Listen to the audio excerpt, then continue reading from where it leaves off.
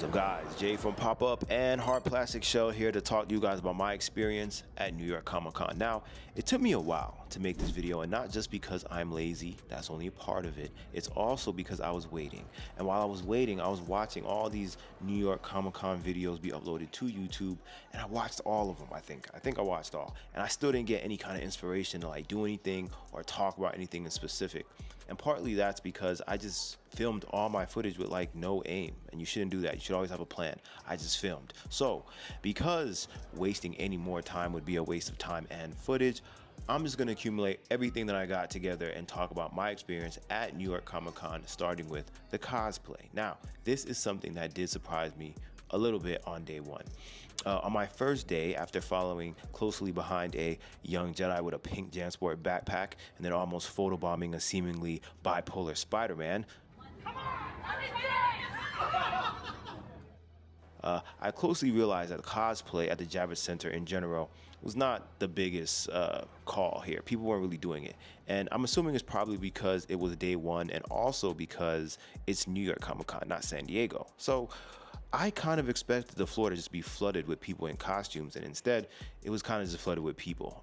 But I will say the cosplay I did see was really, really good. People clearly put a lot of time and energy and creativity into their costumes, and I was glad I was able to see that and kind of just like get that on film. The costumes that I did see, it was very cool. Yeah, it's cold now.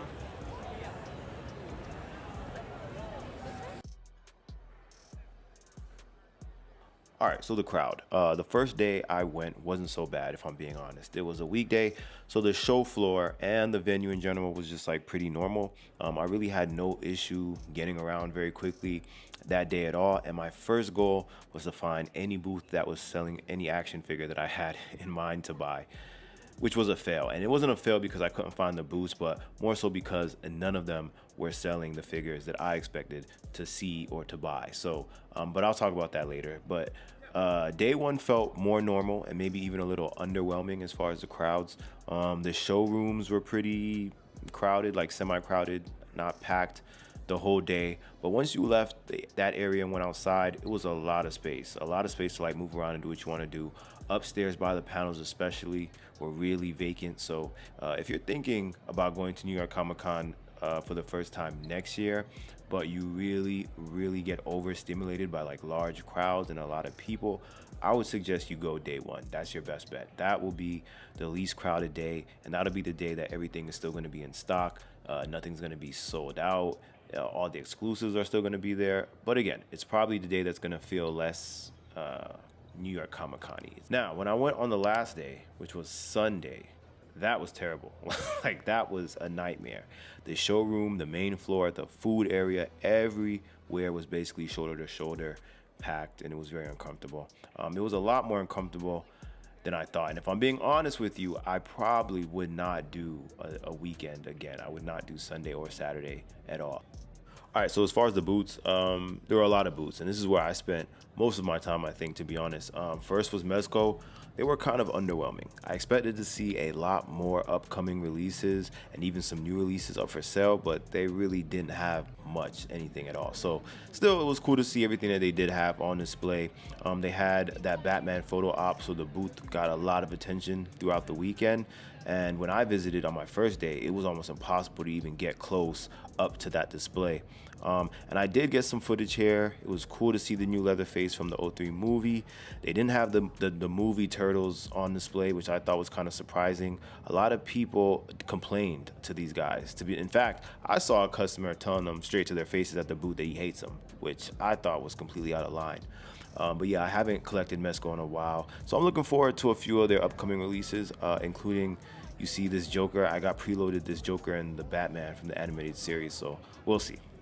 Then I hit up the NECA booth, and this is the only booth that I really made a purchase from. I got the con exclusive Train Shredder, which I did a review for. I'll put the link. But the NECA booth, I think, did the best as far as display when it came to showcasing current and future figures. Their horror selection specifically was really good. They had all the Ultimate Terrifier toys on display. They had all the upcoming stuff from Texas Chainsaw, from Halloween, Scream. And again, while they had all this stuff up on display, none of it was for sale. And again, you know, that I understand it. I get it. It's kind of annoying, but I get it. And the NECA booth is another booth that gets really crowded. So if you want to get a look at everything and not have people like shoulder to shoulder, I'd assume you'd want to get there first thing in the morning, or maybe like the first day when they open the doors. I guess, I don't know. But they also had some night before Christmas on display. They also had the new Pennywise figures from the show. I'm looking forward to those. They even had the new Turtles, all of the new Turtles, even the 2012 ones, which I'm going to do a review for very soon. NECA has some really good collections up right now, so shout out to NECA, they're on top. Next was Hasbro, and honestly, this surprised me the most, this booth. I collect Marvel Legends, so I knew I wanted to see those, but seeing the Ghostbusters stuff and all the Star Wars stuff in person kind of put me onto those as well. And I think that was what was a really cool thing about this experience, was getting to see so much things that I would not ever see up in person, like up close. So that was cool. So they had all the new and upcoming Marvel Legends stuff, which was cool. Like almost every single new release and upcoming thing. And I know that Skrull figure was the exclusive that was on sale, and they were in stock while I was at the booth, but I wasn't interested in that one at all, to be honest. I was not, and it was in stock for the entire weekend.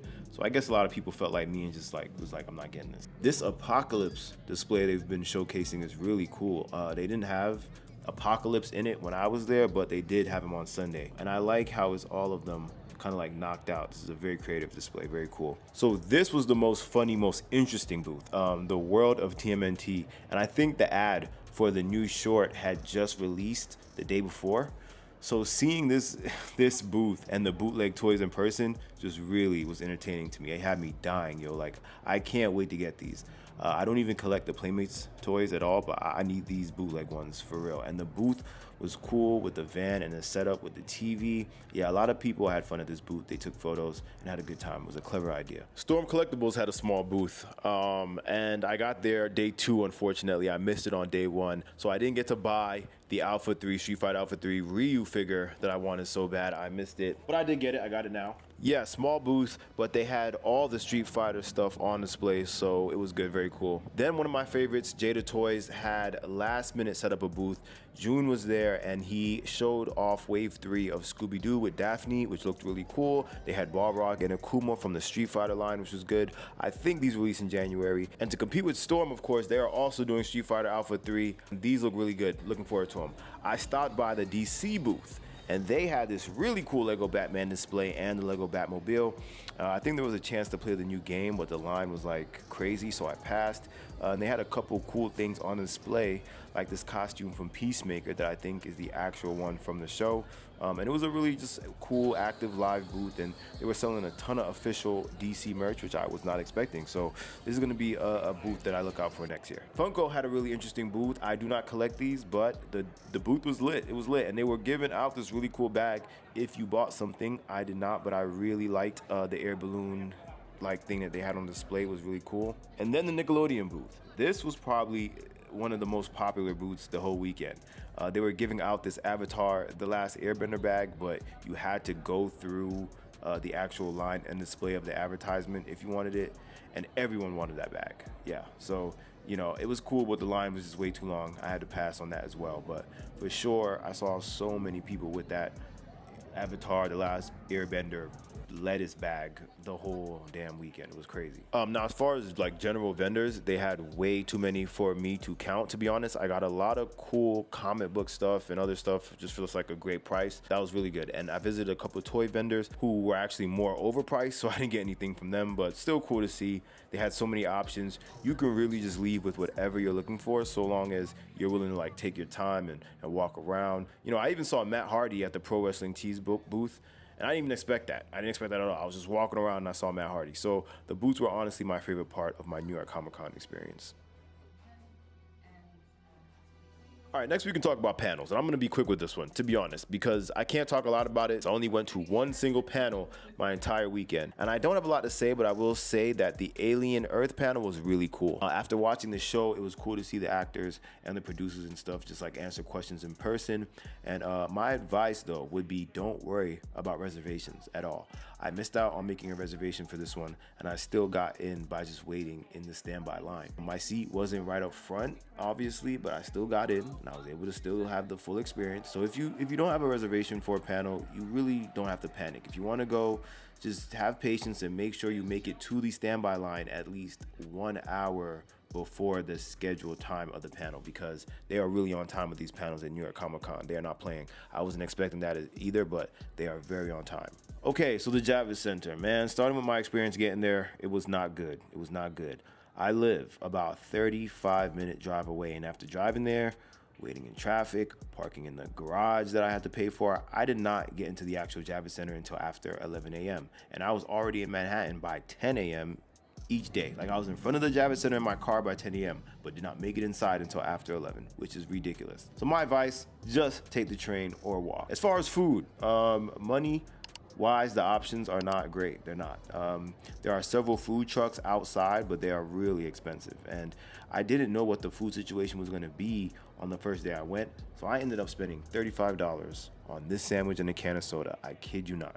On the inside, there are options as well that I think the Javits Center is responsible for, but I did not notice that until like day 2, so I'm not sure how expensive or not expensive that food is. I guess I'll find out next year. As far as directions and where to go on the inside, it was pretty easy. If you have the New York Comic Con app, you can use that. There's a map on there. You can use that to get around all day. But to be honest, I just followed like the overhead signs that were pretty easy to understand. And I never got confused or lost once. There's bathrooms all over, so if you need to use the bathroom, you have no issue with that. They were very clean. I only used the bathroom once, but very clean when I used it. If you're a smoker of any kind, right? A smoker of any kind, there's a section outside dedicated to that. And I saw several people smoking with no issue. So if you're wondering about that, there you go. You can smoke right outside. Now, getting inside the venue was very easy. Once your badge is activated on the website, which you have to do yourself, then you just press it up against their little like machine scanner sensor thing at security whenever you're coming in or going out. It's very simple. So it's very simple to go in and out. Very easy. And there's a lot of security there. All right, so outside of that, I'm just gonna talk about my experience on a couple things. So first, like the merch. The merch was pretty cool. They had all these different kinds. You had to kind of pick them out on the website if you wanted to get them early and not deal with the whole long line that was there in person, or deal with the out of stock stuff. I was able to pick up this t-shirt, which is okay. I don't know if I'm ever even gonna wear it, but it's just cool to have, like, you know, something to help me remember that I was there in 2025 at New York Comic Con. The merch section was pretty cool. They had a lot of extensive stuff. The highlight of my experience, I think, would have been my conversation that I had with D Amazing. I was lucky enough to meet D Amazing at the con. He was there. I think I met him on Sunday, and I was able to like talk to him about some stuff. He was really cool. Also, I think it was just being around the community, like being around, you know, that community, the Comic-Con community, the people that enjoy this kind of stuff. It was really cool experiencing that. So that was like my highlight. All right, so two things that I expected to see, or I thought I was going to see a lot more of that I did not. One was superhero related stuff. Not that there wasn't superhero related stuff, obviously. There was 2 booths. There was a Marvel booth and a DC booth. But I just expected, outside of just like comic books, there to just be superhero stuff everywhere because of comics, but no, not really. Another thing that I kind of expected to see that I did not was action figure stuff. Like, there just really wasn't an action figure presence there as much as I thought there would be, you know. I mean, I know it's not like Toy Con or nothing like that, or like the toy convention, whatever. It was still kind of just weird not to see a lot of action figure stuff. And would I go again? Yeah, absolutely. I think I would go again. I think I am going to go again next year, because with my experience going this year, I think there's a lot of ways that I can get some good footage next year now that I know what to expect and know what I'm getting myself into, as far as the food, as far as the merch, as far as the crowd. All of this was a surprise to me. It was my first time. I'd never experienced anything like that. So I think now that the shock is off, I definitely have to go next year so that I can experience it from kind of a different kind of point of view. But yeah, outside of that, thanks for watching, guys. I'm just gonna wrap this up because I got more videos to edit. Please check out the other videos on the channel, and please like, comment, and subscribe if you like your reviews unbiased and real. Peace.